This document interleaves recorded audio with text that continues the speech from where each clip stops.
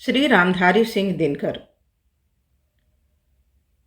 हिंदी काव्याकाश में दिनकर का उदय हुआ तो चारों ओर राष्ट्रीय चेतना का आलोक बिखर गया और बलिदानी भावों से भारतीय जीवन में नवीन स्फूर्ति का संचार हो उठा। उनकी हुंकार ने राष्ट्र की सिराओं में राष्ट्रप्रेम की भावना फूंकी।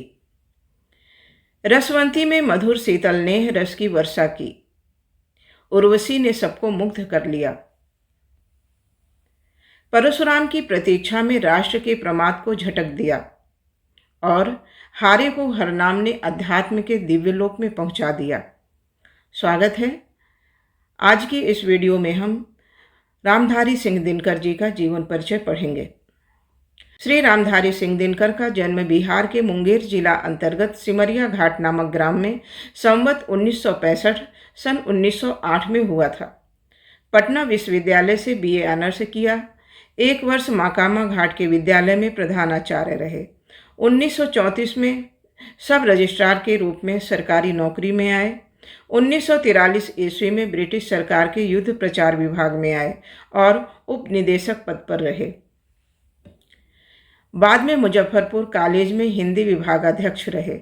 1952 से 1963 तक राष्ट्रपति द्वारा मनोनीत होकर राज्यसभा के सदस्य रहे।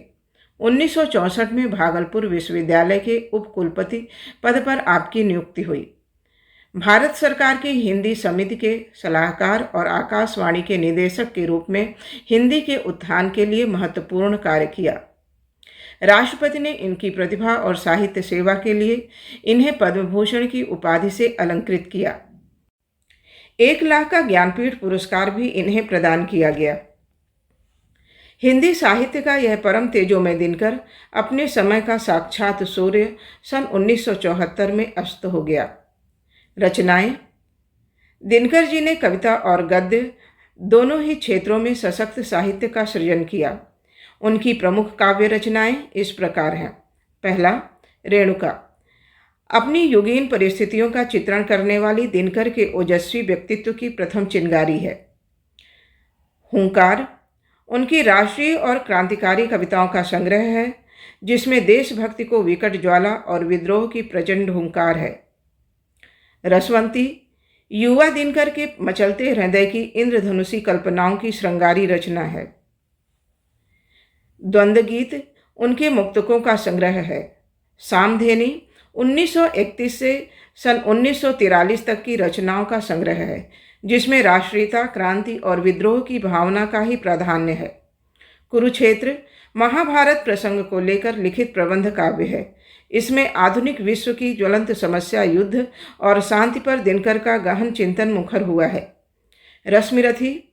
रश्मिरथी भी प्रबंध काव्य है जिसमें महाभारत के उपेक्षित पात्र कर्ण का पुनर्मूल्यांकन करते हुए उसके गरिमामय चरित्र को प्रस्तुत किया गया है।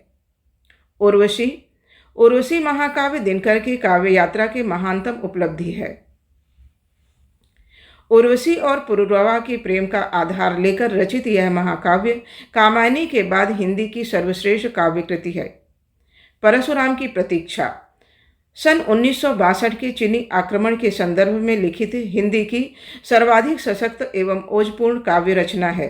इसके अतिरिक्त प्रणभंग, बापू, इतिहास के आंसू, धूप और धुआं, दिल्ली, नीम के पत्ते, नील कुसुम, चक्रवाल, सीपी और शंख, नए सुभाषित, कोयला और कवित्व, आत्मा की आंखें, हारे को हरिनाम आदि उनकी अन्य काव्य रचनाएं हैं। अर्धनारीश्वर, मिट्टी की ओर, संस्कृति के 4 अध्याय, रेती के फूल, शुद्ध कविता की खोज, उजली आग आदि कृतियां और अनेक बालोपयोगी रचनाएं भी दिनकर जी ने लिखी हैं। काव्यगत विशेषताएं। युगचारण दिनकर के काव्य की प्रमुख विशेषताएं निम्नलिखित हैं। भावपक्ष संबंधी विशेषताएं। भारतीय संस्कृति का चित्रण। दिनकर भारत की पुरातन गौरवमयी संस्कृति के आख्याता हैं। अतीत गौरव पर गर्व करता हुआ यह कवि उसी महिमामयी संस्कृति को पुनर्प्रतिष्ठा के लिए अनेक स्थलों पर व्याकुल दिखाई देता है। भारत के संबंध में इस कवि का पूज्य भाव इस प्रकार है। भारत एक स्वप्न भू को ऊपर ले जाने वाला, भारत एक विचार स्वर्ग को भू पर लाने वाला, भारत एक भाव जिसको पाकर मनुष्य जगता है, भारत एक जलज जिस पर जल का ना दाग लगता है। देश प्रेम, राष्ट्रीय चेतना और युगीन भावनाओं की अभिव्यक्ति। दिनकर की कविता में उत्कृष्ट देश प्रेम की भावना व्यक्त हुई है। राष्ट्रीय चेतना के संदेशवाहक इस कवि ने अपने युग की जन भावनाओं को अपनी कविता में पूर्ण वेग के साथ प्रस्तुत किया है। सुलगती नहीं यज्ञ की आग, दिया धूमिल यजमान अधीर, पुरोधा कवि कोई है यहाँ, देश को दे ज्वाला के तीर। क्रांति और विद्रोह की भैरव हुंकार। दिनकर ज्वाला के कवि हैं। क्रांति और विद्रोह की भैरव हुंकार उनकी कविता में सर्वत्र सुनाई पड़ती है। ज्योतिर्धर कवि से ज्वलित सौर मंडल का, मेरा शिखंड अरुणाभ किरीट अनल का, स्वर को कराल हुंकार बना देता हूँ, यौवन को भीषण ज्वर बना देता हूँ।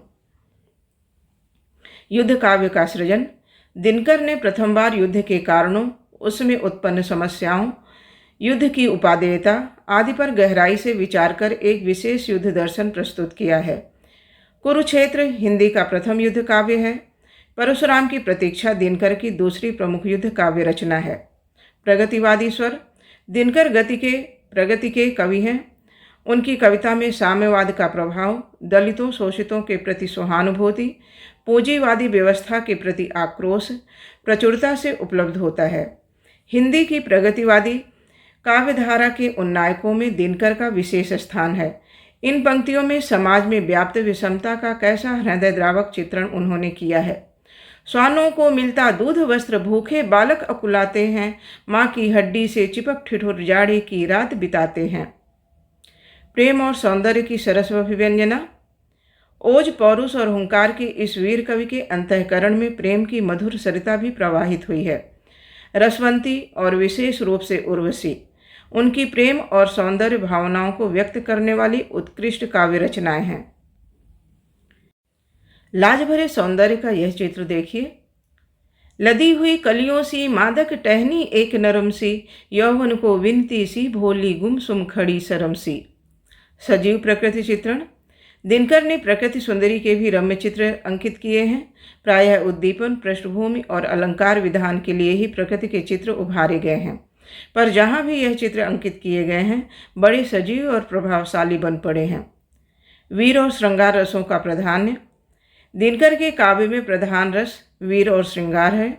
वीर रस के सहयोगी रूप में रौद्र रस की भी अच्छी निष्पत्ति हुई है। कहीं कहीं समाज की विषम दशा के चित्रण में करुण रस की भी बड़ी मार्मिक व्यंजना हुई है। कतिपय स्थलों में शांत रस भी है। कला पक्ष संबंधी विशेषताएं। भावानुकूल समर्थ भाषा। दिनकर साफ सुथरी खड़ी बोली के सिद्ध कवि हैं। सामान्यतः उनकी भाषा सरल सुबोध व्यवहारिक भाषा है, जिसमें कहीं कहीं संस्कृत, बंगला और उर्दू शब्दों के भी शब्द प्रयुक्त हुए हैं। उनकी भाषा का दूसरा रूप अपेक्षाकृत अधिक संस्कृतनिष्ठ और परिष्कृत है। उर्वशी में भाषा का प्रायः यही रूप मिलता है। दिनकर की भाषा भावों के अनुरूप परिवर्तनशील बड़ी समर्थ भाषा है। ओज उसका प्राण है और प्रसाद उसका सहज गुण है। विविध शैलियों के सफल प्रयोग। दिनकर ने प्रबंध और मुक्तक दोनों शैलियों में काव्य रचना की है। उनकी वर्णनात्मक शैली में चित्रोपमता है, भावात्मक शैली में हृदय स्पर्शिता है और प्रबोध शैली में एक विशेष ओज और प्रवाह है। स्थान स्थान पर व्यंग्यात्मकता, प्रतीकात्मकता, नाटकीयता आदि अन्य शैलीगत विशेषताएं भी दृष्टिगत होती हैं। स्वाभाविक अलंकार प्रयोग। दिनकर ने अलंकार प्रयोग की चेष्टा नहीं की है। उनकी कविता में भाव का आवेश ही ऐसा है कि उसमें अलंकार अपने आप बहे चले आते हैं। रूपक, उत्प्रेक्षा, रूप कांति संयोक्ति, उपमा, श्लेष आदि के स्वाभाविक प्रयोगों से आपकी कविता का सौंदर्य और भी निखर उठा है। विविध छंद विधान। कवित्त, सवैया आदि प्राचीन छंदों के साथ ही आपने अनेक आधुनिक नवीन छंदों का भी प्रयोग किया है। गीत और मुक्तक छंद में भी दिनकर ने बड़ी सफलता से काव्य रचना की है। वीर भावों को व्यक्त करने में उनके छंद बड़े ही समर्थ हैं। समालोचना। दिनकर पौरुष के कवि हैं आधुनिक हिंदी काव्य में विद्रोह और क्रांति का बिगुल बजाने वाले इस कवि का अपना विशेष स्थान है।